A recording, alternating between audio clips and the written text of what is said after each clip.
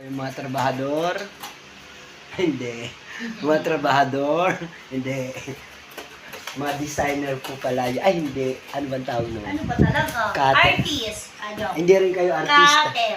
Taga-cut lang po kami. Taga-cut lang po kami. Taga-cut po kami, hindi po kami mga ano. May designer po kami, pero wala po dito. Hindi po kami marunong mag-design. Hanggang gupit lang ang kaya lang namin. Hanggang cut lang ang kaya namin. Yes. Kaya, kung gusto mo pakat, ikakat kita. Gusto mo? Dito ka, halik ka. Mura naman ang pakat eh. Magkano ba pakat natin? 5 piso.